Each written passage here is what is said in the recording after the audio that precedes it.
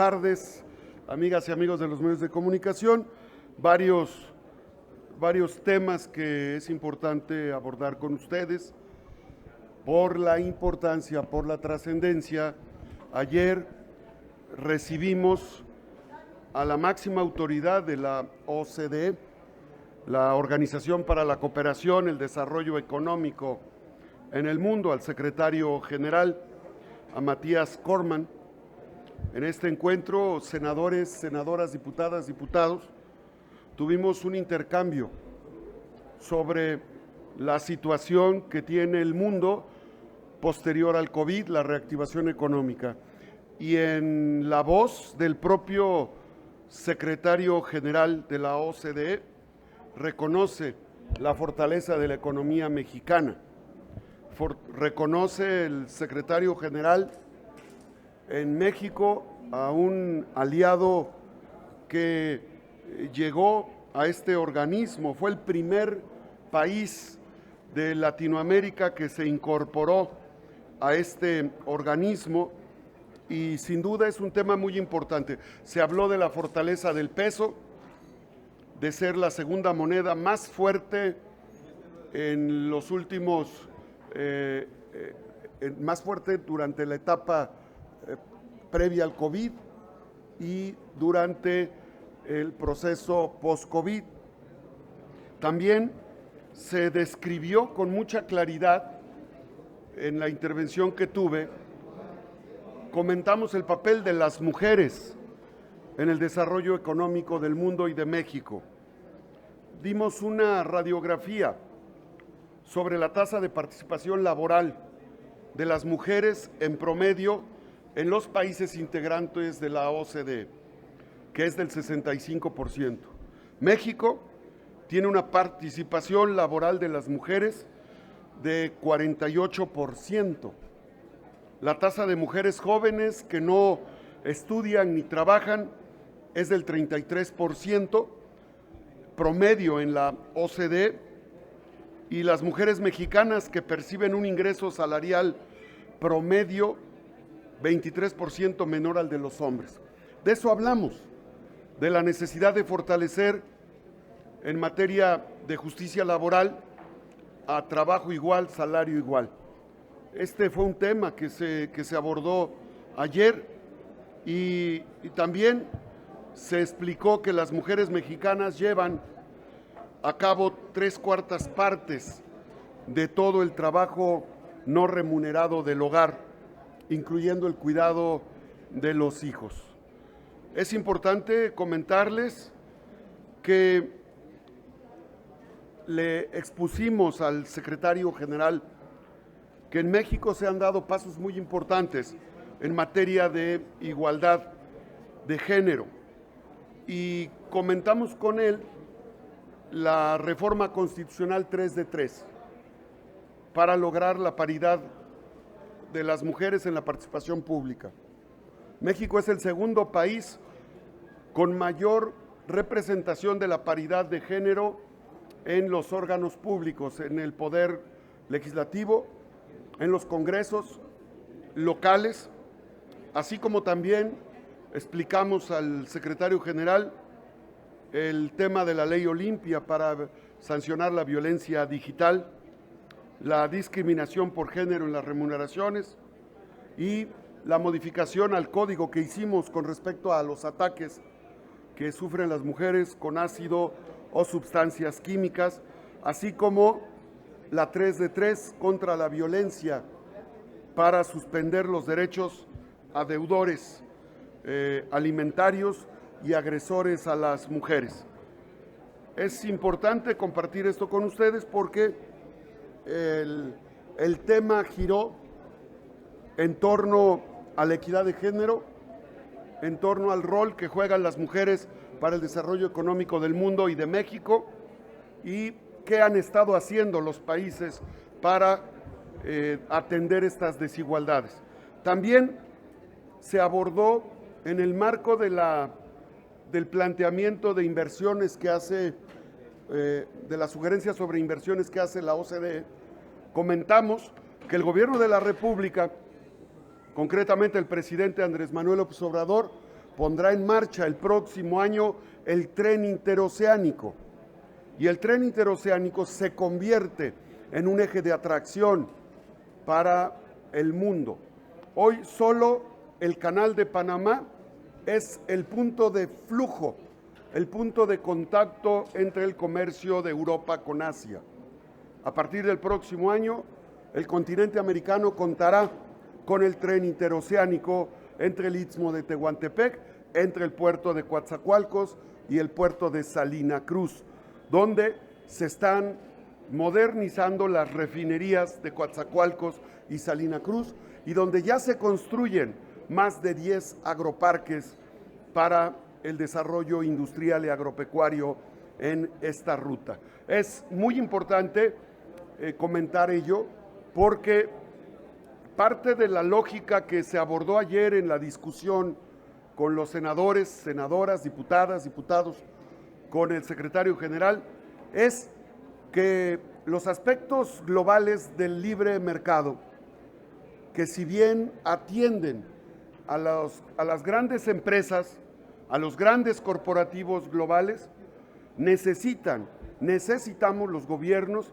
impulsar instrumentos de articulación y de vinculación con las cadenas de producción de las micro, pequeñas y medianas empresas de los países miembros de la OCDE.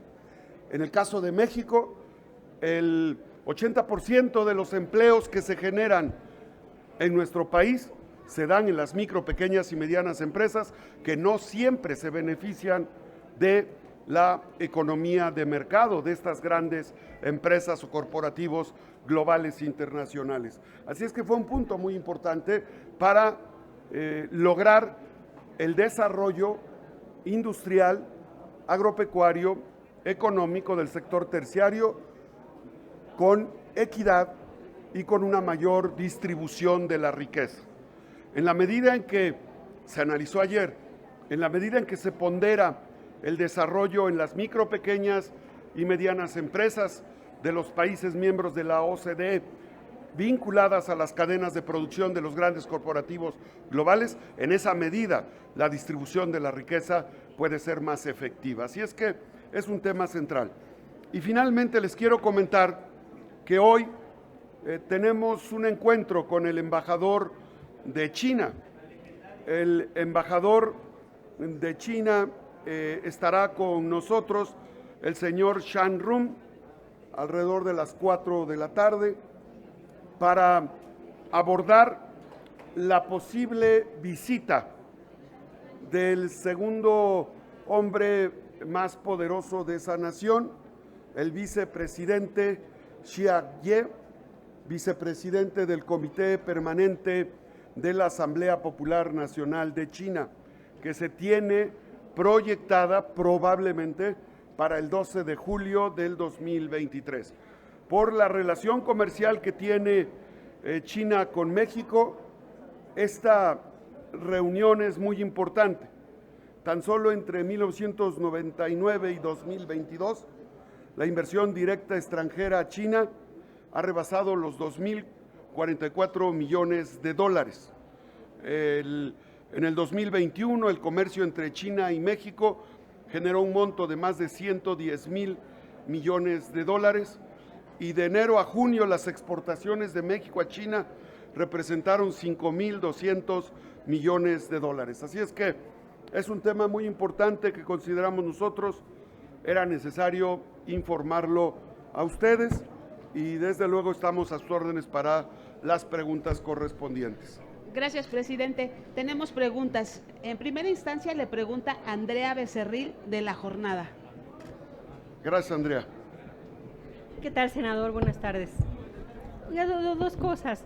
Una, ¿sabe usted cuándo llegará la petición de que se ratifique como canciller a Alicia Bárcena? ¿Ya hay fecha o...? No hemos sido notificados formalmente. En cuanto lo tengamos, procederemos en la Junta, en el Senado, en la Comisión Permanente, para lo que corresponde. para la ratificación. Tendrían que abrir un periodo extraordinario en el Senado para ratificar. Sí, es una facultad del Senado de la República y lo procesaríamos en ese sentido.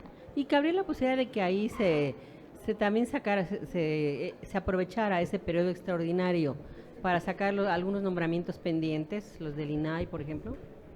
Hay que revisar el reglamento porque los periodos extraordinarios son para temas específicos, entonces tendríamos que revisar los alcances del reglamento, desde luego, Andrea. Senador, y otra pregunta, ayer el presidente López Obrador le hizo llegar a través de Gobernación una carta a la Suprema Corte, donde les pide que expliquen si consideran que es constitucional que ellos sigan ganando casi 5 veces más que el presidente de la República. ¿Cuál es su opinión? ¿Cree usted que esta carta sí la contestará la ministra o hará como otras que las deja por ahí pendientes? Bueno, parece que los ministros de la Corte no tomaron derecho constitucional, ¿verdad? Eso pudo haber sucedido. Miren, no, permita. Miren, aquí está la Constitución, artículo 8º constitucional. Los funcionarios, empleados públicos respetarán el ejercicio del derecho de petición siempre que éste se formule por escrito de manera pacífica y respetuosa, pero en materia de política solo podrá hacer uso de ese derecho los ciudadanos de la República. A toda petición deberá recaer un acuerdo escrito de la autoridad a quien se le haya dirigido, la cual tiene obligación de hacerlo conocer en breve término al peticionario. Bueno, pues ya seremos varios los que estemos en estado de indefensión frente a un derecho de petición que establece el capítulo primero, título primero de los derechos humanos y sus garantías. Es una garantía constitucional y el artículo 127 de la Constitución señala lo siguiente: los servidores públicos de la Federación, de las entidades federativas, de los municipios y de las demás demarcaciones territoriales, de sus entidades y dependencias, así como de sus administraciones paraestatales, paramunicipales, fideicomisos públicos, instituciones y organismos autónomos y cualquier otro ente público, Poder Judicial, recibirán una remuneración adecuada e irrenunciable por el desempeño de su función, empleo, cargo o comisión, que deberá ser proporcional a sus responsabilidades. Y dice la fracción segunda del propio artículo 127, ningún servidor público podrá recibir remuneración en términos de la fracción anterior por el desempeño de su función, empleo, cargo o comisión mayor a la establecida por el presidente de la República en el presupuesto correspondiente. Quiere decir que los ministros de la Corte están violando la Constitución. Y están violando la Constitución en dos sentidos. Una, por no responder en el caso correspondiente al artículo 8º y otra al artículo 127 de la Constitución. Por eso, claro que compartimos con el presidente Andrés Manuel López Obrador esta exigencia de que todos y todas las autoridades que estamos sujetas a esta Constitución, al protestar, cumplir y hacer cumplir la Constitución, señalamos que el mandato jurídico supremo que rige nuestro actuar es la Constitución. Cuando una persona violenta la Constitución, significa que está en una posición de supremacía jurídica frente a la ley. Es lamentable que esto esté sucediendo en el Poder Judicial.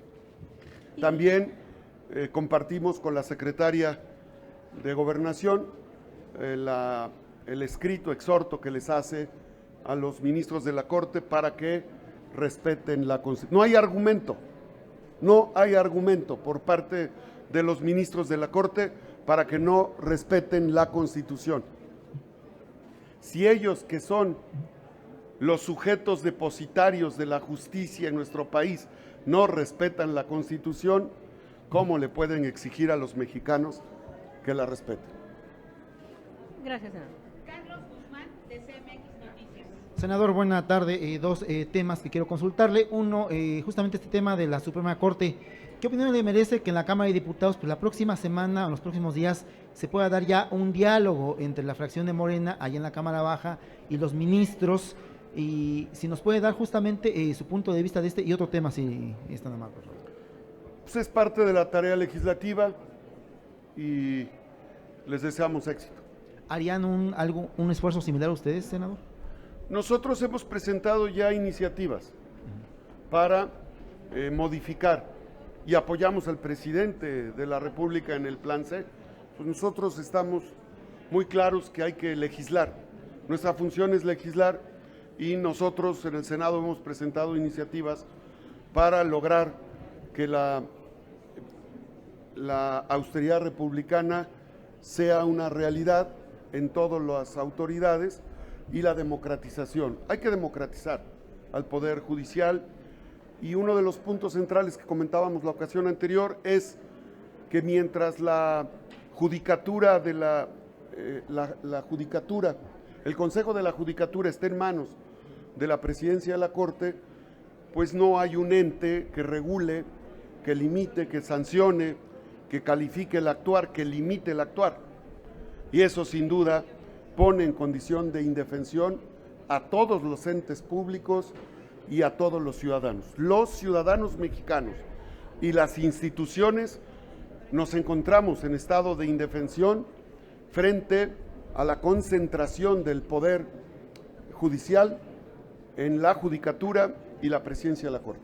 Y ya para finalizar, esta visita que usted anuncia para el próximo mes, aunque estamos a días de comenzar el mes, ¿qué calendario podría tener? ¿Temas económicos? El tema también del fentanilo, que por ahí el presidente López Obrador ya envió su segunda carta al presidente de China.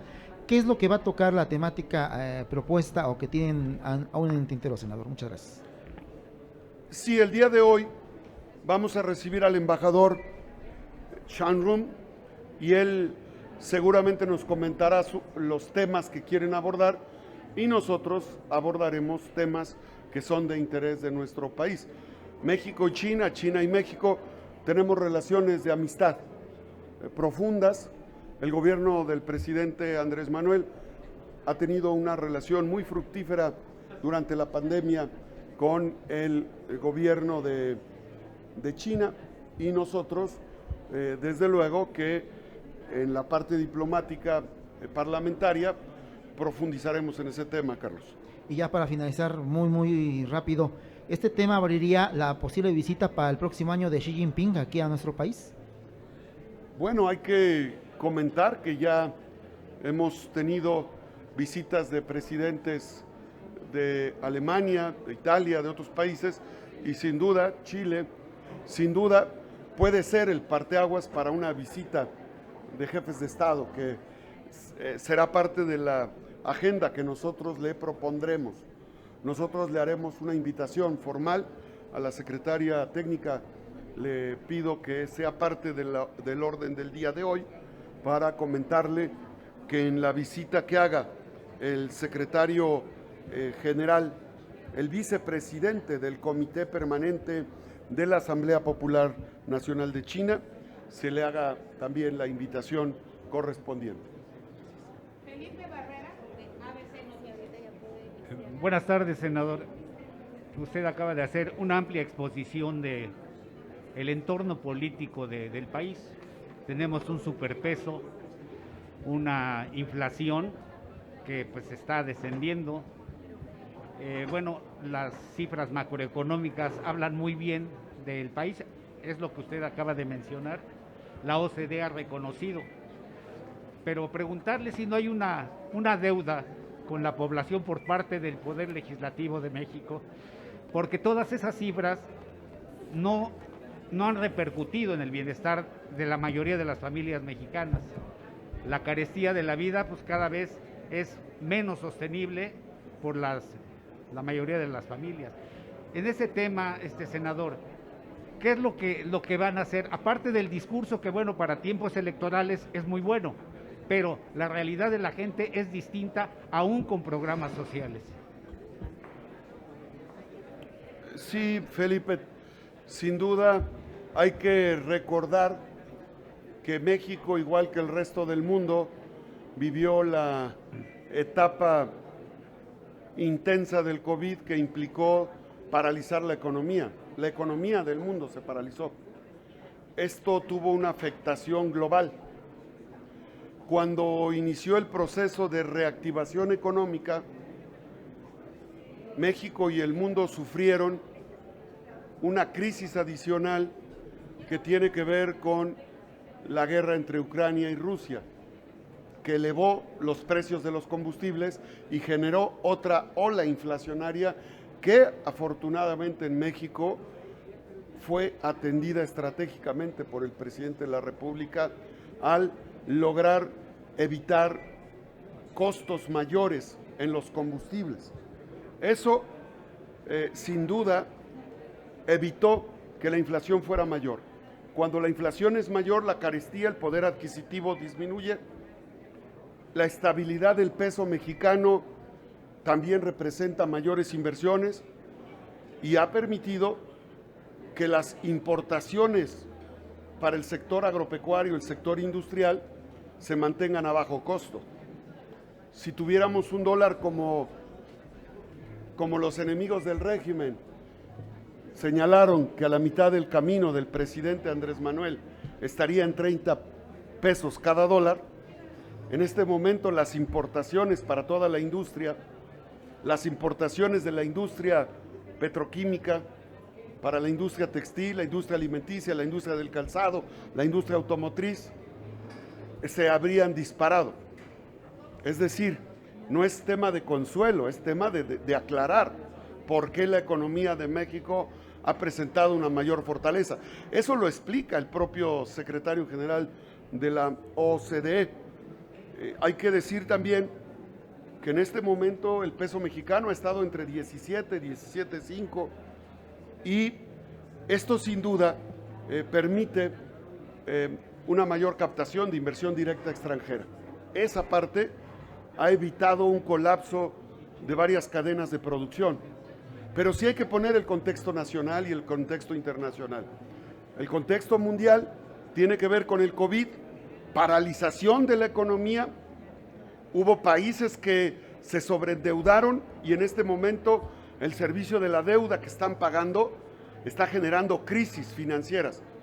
México, por el contrario, hizo un adelanto de pago de la deuda a los bancos extranjeros por más de 15,000 millones de dólares y esto le permite para el 2025 a México disminuir el servicio de la deuda externa. Estos son aspectos importantes que generan un gran atractivo hacia otras economías. Por eso es que países como China tienen interés de ocupar la plataforma nacional que representamos para ingresar al mercado estadounidense. Por eso es que diversas naciones como Alemania, Italia, han hablado de mayor flujo de inversión para nuestro país. Y claro, el tema que has explicado sobre la población en general, como nunca en nuestro país, hay que recordar que modificamos el artículo 4 constitucional para que las dádivas gubernamentales, presupuestales que se daban, hoy sean programas, esos programas de gobierno hoy sean derechos. Los derechos humanos que establece el artículo 4 constitucional incluye las pensiones para los adultos mayores, los recursos para los jóvenes que tienen la oportunidad de trabajar y estudiar y sobre todo las inversiones al sector agropecuario. Así es que esta parte, este creciente presupuesto que el gobierno de la República ha hecho en materia de política social ha ayudado a compensar esta circunstancia de crisis económica. Pero es una crisis económica mundial.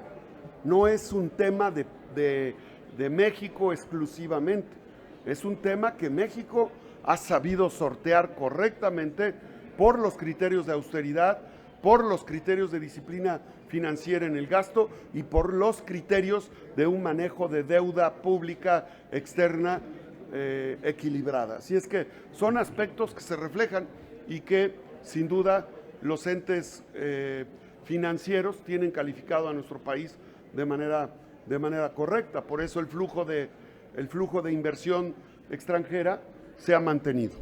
Senador, usted habla de indefensión, pero ¿quién defenderá a los ciudadanos? Ahorita le digo por qué.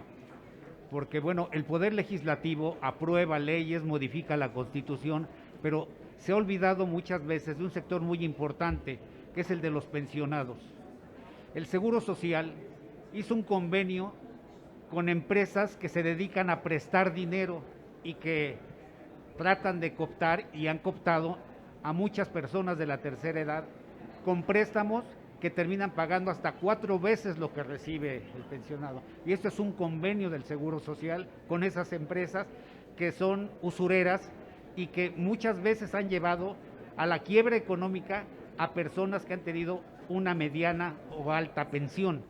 Entonces, esa situación está pendiente aquí dentro del Congreso, como también está pendiente, y quiero ver si me hace favor de dar una explicación, por qué tampoco se ha modificado la ley para que las AFORES le sigan quitando al trabajador, al término de su vida laboral, más del 50% de lo que ahorraron. Y eso no es una demanda nueva, senador, perdón. Se lo pregunto porque en tiempos electorales los discursos y las explicaciones se oyen muy bien, la realidad de la gente es distinta. Entiendo que usted ahorita está en una posición preelectoral, con las ambiciones políticas que pueda tener, pero a la gente cómo hacerle entender, cómo explicarle para que se pueda resolver esa situación. Lo de los préstamos, el convenio del Seguro Social y lo de las AFORES es algo que ha venido golpeando a la población desde hace muchos años. Sexenios van, sexenios vienen y la situación sigue igual o peor. Sí, sin duda es un tema muy complejo. Lo que acabas de comentar, Felipe, para mí no es ajeno esto que comentas porque yo camino todos los días en Puebla con la gente. Entonces eso que tú me dices lo escucho en el tianguis, en el mercado. Tengo reuniones con jubilados de diferentes instituciones. He venido a canalizar algunos aspectos. Hemos estado atendiendo grupos de jubilados, de pensionados, problemas de orden sindical. Son temas que nos ocupan sin duda. Ha habido una serie de acuerdos y de planteamientos en iniciativas que ha planteado el Senado, que ha planteado la Cámara de Diputados, y nosotros vamos a seguir atentos. Todo ello en función del presupuesto. El presupuesto te marca las posibilidades que tienes para orientar este tipo de temas que tienen que ver con en los aspectos laborales. Pero te insisto, para mí no me es ajeno porque yo fui electo senador de la República, obtuve 1,5 millones de votos y te invito a que veas mis redes sociales, alejandroarmenta.com, y tú vas a ver que estoy camino en las calles, siempre lo he hecho. Entonces no estoy ajeno a esa preocupación y claro que le estaremos dando atención, le seguiremos dando atención en el Senado de la República. Y no tiene que ver con temas electorales, por ningún motivo. Gracias, presidente. Pues no Gracias a tendríamos más ustedes, preguntas. excelente mañana. A usted, presidente, muchas gracias.